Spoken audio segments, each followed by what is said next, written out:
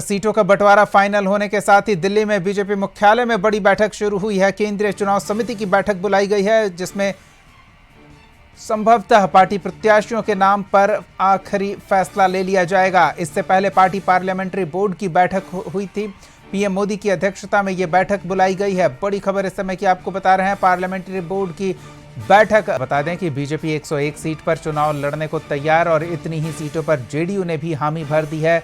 तो दोनों बड़े घटक दल 101 सीट पर लड़ेंगे, जबकि एलजेपीआर को 29 सीटें मिली है गठबंधन में। तो वहीं आरएलएम और हिंदुस्तानी आवाम मोर्चा 6 सीटों पर सहमत हो गई है।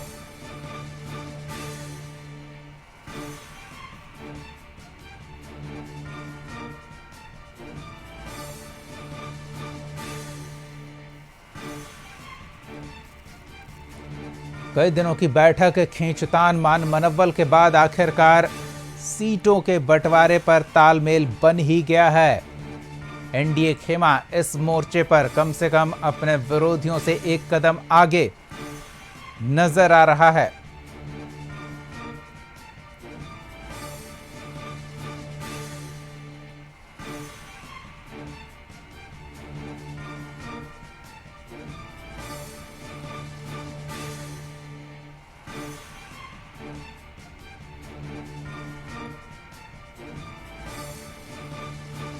ये बड़ी खबर आपको बता रहे हैं, सीट शेयरिंग को लेकर एनडीए खेमे में बात बन गई है।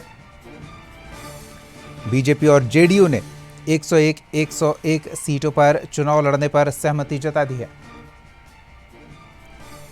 चलिए, ब्यूरो हेड राजीव रंजन हमारे साथ जुड़ रहे हैं, सीधे उनका रुख करेंगे और सीट बंटवारे के साथ ही दिल्ली में बीजेपी प्रत्याशियों के नाम पर जो मंथन चल रहा है उसके बारे में भी अपडेट लेते हैं। जी राजीव। जी देखिए, कहा जा सकता है कि ये इस तरह का एक प्रत्याशित घटना तो नहीं कहा जा सकता है, लेकिन अप्रत्याशित चीज़ें हुई हैं सीटों के बंटवारा को लेकर के।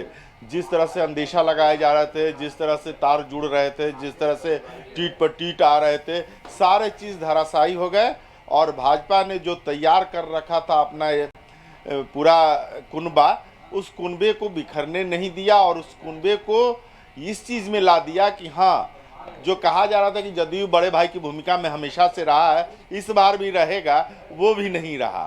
तो कहा जा सकता है कि सीटों की बंटवारा हो गया है और राष्ट्रीय लोक मोर्चा और हम सेकुलर, इनको जो 6 सीटें मिली हैं, उसमें एक चीज़ है कि ये भी क्लियर हो गया है।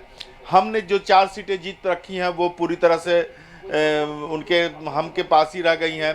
एक सीट हारे थे उनके दामाद मखदूमपुर से, तो वो भी अब वही लड़ेंगे, ये भी क्लियर हो गया है। तो 6 की 6 सीटें इनकी भी तय। उपेंद्र कुशवाहा की बात आ रही है, तो उपेंद्र कुशवाहा ने जो सीटें तय कर रखी थी, लगभग वही स्थिति उनकी है। जैसे एक बात आ रही है सासाराम की, तो सासाराम से अपनी पत्नी को वो लड़ाने वाले थे, पहले से ही तय हो रहा था।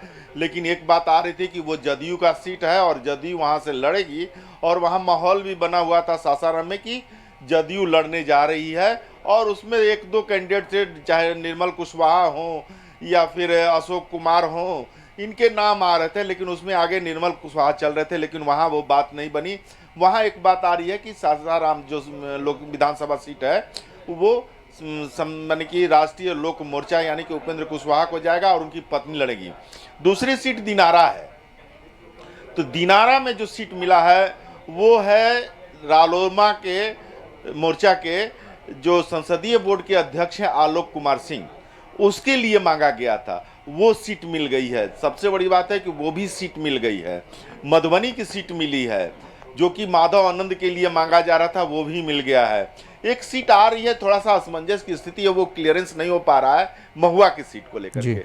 महुआ में देखिए कि हालांकि उपेंद्र कुशवाहा का महुआ से ज़्यादा इंटरेस्ट नहीं रहा, लेकिन किन कारणों से वो महुआ मांगे हैं या मिला है, ये बताना मुश्किल है। बगल का सीट है उजियारपुर। उजियारपुर उनके लिए सबसे बड़ी बात थी कि उजियारपुर के वो रहने वाले हैं, उनका यानी पैतृक गांव जो कहलाता है वो उजियारपुर है उपेंद्र कुशवाहा का, इसलिए वो सीट उन्होंने मांगी थी और वो मिल गया।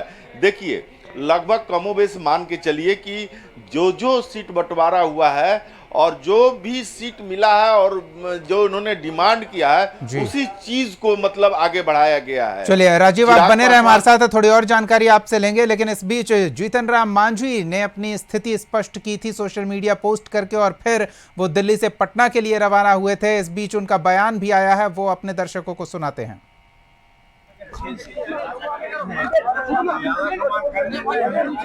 उसको हम निर्धारित कर रहे हैं। दूसरे को क्या मिली है ये तो हमारे कौन समझ सकते हैं। ये बात सही है कि हमको जो मिला है हम लोग सब संतुष्ट हैं। हमारे लोग अभी वहाँ प्रेस कॉन्फ्रेंस में जाएंगे। हमको किसी भी प्रकार की कोई शिकायत नहीं है। चलिए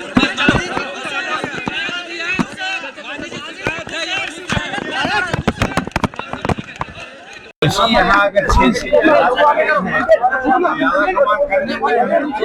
उसको हम निर्धारित कर रहे हैं। दूसरे को क्या मिली है ये तो हमारे कौन समझ सकते हैं। ये बात सही है कि हमको जो मिला है हम लोग सब संतुष्ट हैं। हमारे लोग अभी वहाँ प्रेस कॉन्फ्रेंस में जाएंगे। हमको किसी भी प्रकार की कोई शिकायत नहीं है। चलिए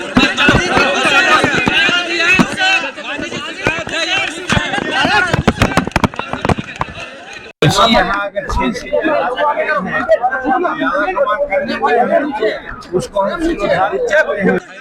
दूसरे को क्या मिली है ये तो हमारे कौन समझ सकते हैं।